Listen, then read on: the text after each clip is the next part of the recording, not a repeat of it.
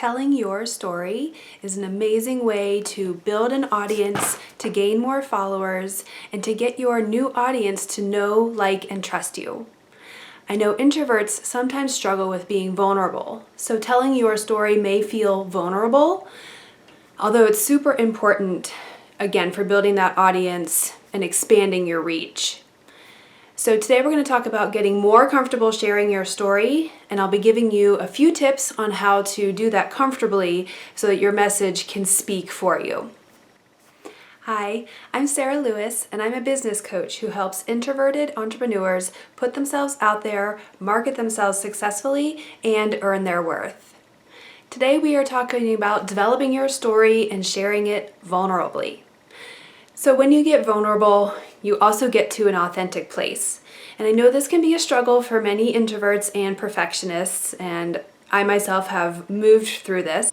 Getting deep into emotions can be scary because we have to do some of that mindset work on ourselves.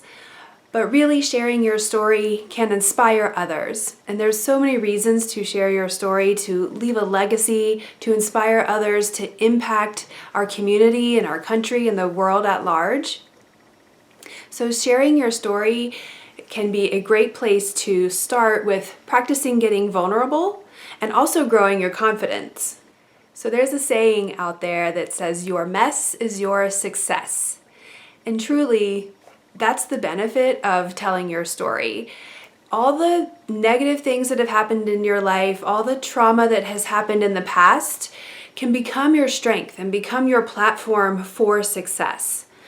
If you watch shows like The Voice or America's Got Talent or any of those type of shows, they show you packages of these people's stories before they get on stage because they want you to cheer for this person. This person becomes a small hero.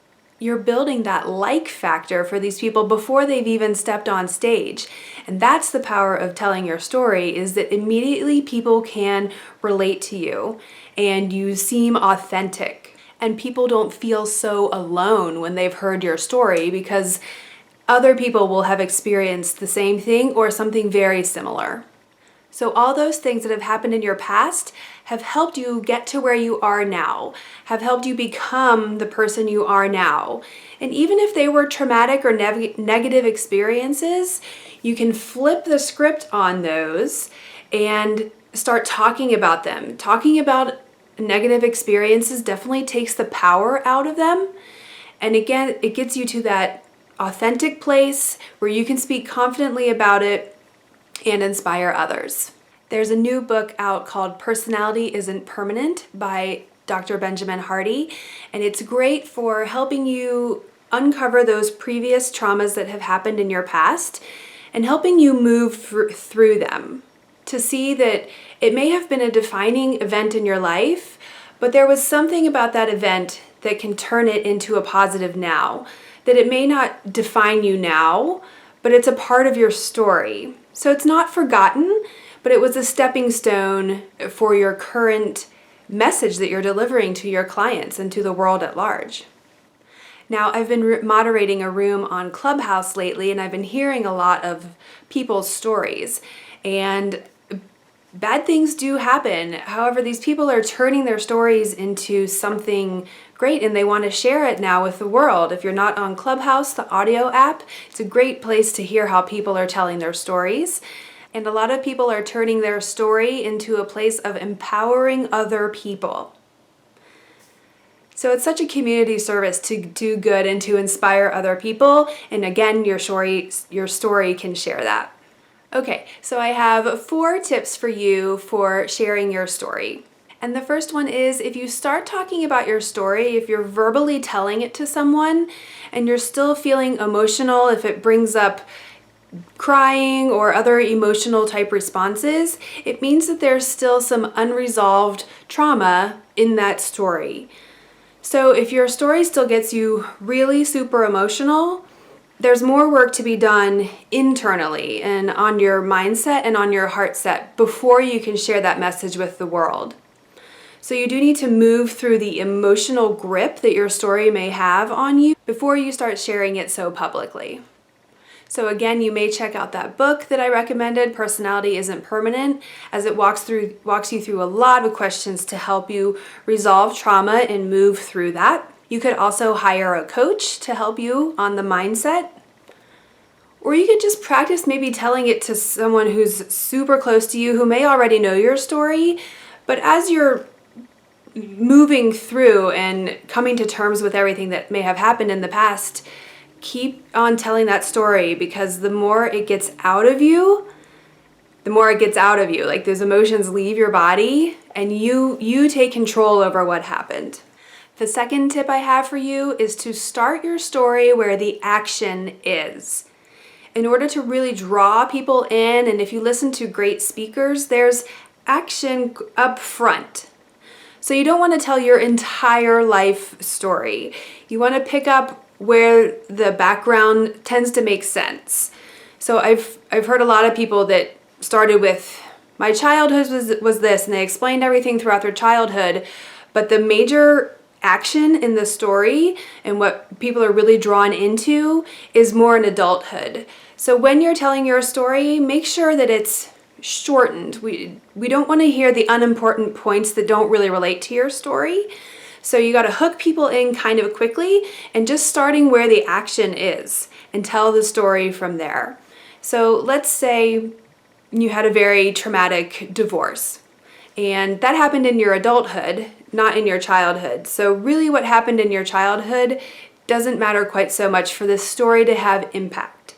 Okay? So just be aware of starting with a little bit of background information to make the story make sense, but telling everything about your life can actually lose people's interest in your story because it's not interesting.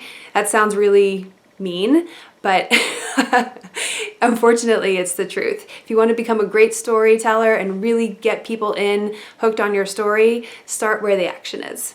Number 3 is that your story supports a larger idea. So sharing your story is a way to support your message or your mission or your vision. So sharing your story is great and it helps you develop and connect with your audience, but it needs to support a larger picture. So your mission in the world or why your business exists, your story needs to support that. So you may have multiple stories that you want to share. So keep in mind which audience is listening to you. If you're telling a story of why your business exists, then pick out the related stories that got you into business. Maybe it wasn't a traumatic event from the past, and that's okay. Maybe it just was a turning point in your life where you decided, I'm going to shift into this type of work because I truly feel passionate and aligned with it. So tell us of how you evolved to that point. And sharing your story of why your business exists is deeply personal to you in most cases, and your clients want to hear that. Again, it establishes a know, like, and trust factor that can't be established if you're just giving out like expertise how-to information. So again, make sure your story supports a larger, bigger idea that your clients can benefit from. Lastly, the 4th tip is to write it down first. So write out your story, and that way you can get an idea of what you want to say. You can get that starting point where the action is. And once you've written it down, you can put it into a blog. Your story can become a blog. It can become a permanent post on your website for your business. You can also email out your story to your clients and customers. Once you start practicing this and regularly sharing your story, you'll see your confidence grow. And it will also become easier to tap into a vulnerable place in other areas in your life. Once you've kind of cracked open those wounds and let them heal and started talking about them, everything seems to just be freer and easier. So again, sharing your story is something so powerful for you and for your customers and clients. I hope that helps, and I will see you next time.